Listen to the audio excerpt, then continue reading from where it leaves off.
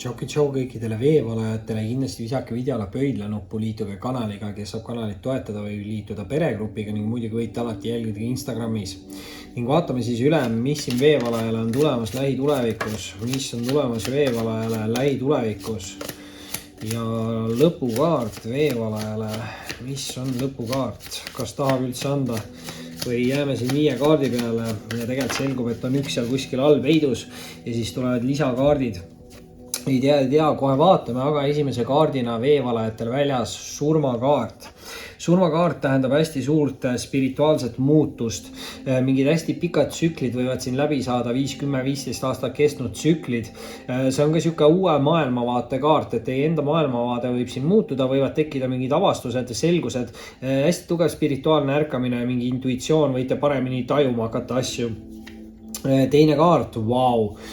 Teise kaardina välja anda kohe jõukaart, jällegi suur arkaan, väga võimas energia, see kaart räägib nii füüsilisest kui mentaalsest tugevusest. See kaart mõnikord võib öelda, et tuleb siukseid nagu kaikaid kodaratesse või pisikesi nagu tagasilööke, aga see kaart soovitab mitte liigselt tähelepanu pöörata siis nendele negatiivsetele asjadele ja lihtsalt tegutseda edasi, sest kokkuvõttes see kaart ütleb, et kui te ise alla ei anna, siis teil ei ole võimalust nagu kaotada. Ehk siis veevalajad, kui te ise tegutsete edasi, siis te olete siin mingis olukorras väga nagu võidukas ja hästi võimas energia suure arkaaniga on. Muidugi nüüd kolmanda kaardina kohe tuleb siin veevalajatel välja ka karikate kuningas.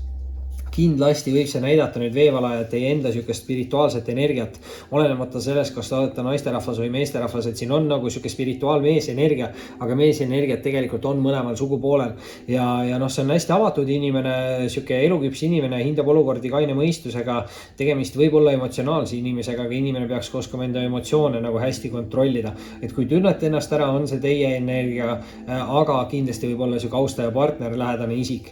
Nüüd teist rida alustab karikate 10 ja 10 on siis väga head siuksed nagu tsüklikaardid, et 10 alustavad mingit uut paremat tsüklit ja lõpetavad ära mingi vana, võib-olla mitte nii edukat tsükli. Karikate puhul siis võib-olla romantiline või emotsionaalne tsükkel, et võib-olla minevikus ei olnud siin väga palju õnne siis romantilises suhtes või mingis emotsionaalses mõttes, aga karikate 10 on siis tõesti head aegade ettekuulutuse kaart ja väga hea pereõnn, stabiilsus, usaldusväärsus, siin on siuke turvatunne, harmoonia, kõik on olemas. Ehk siis kas on juba alanud või on peatselt siis algamas see veevalajate jaoks. Küll nüüd aga eelviimase kaardina tahab siit veevalajale anda välja mõõkad emanda. Mõõkad emand muidu iseenesest väga siuke iseseisev isik, hästi nutikas, terava taibuga siis nii-öelda hea suhtleja mõõkadega kindlasti, eks ju, ja siuke nagu tegutseja, aga see mõõkad emand on siis natukene võib-olla iseendaga mõnikord liiga karm ja võib-olla näeb siis ka mingeid asju liiga tumedates toonides maailmas, et või nagu reageerib üle või mõtleb üle, et siuke mentaalne natukene energia, et kui see on teie enda energia veevalajad, siis ärge olge ise endaga liiga karmid, et siin võib-olla olete ise liiga karmid endaga. Muidugi jällegi võib see olla teie jaoks mingi siuke austaja partneri energia, et jällegi see on küll siuke naisenergia kaart, aga seda mõõkade naisenergiat võib olla nii meesterahval kui naisterahval.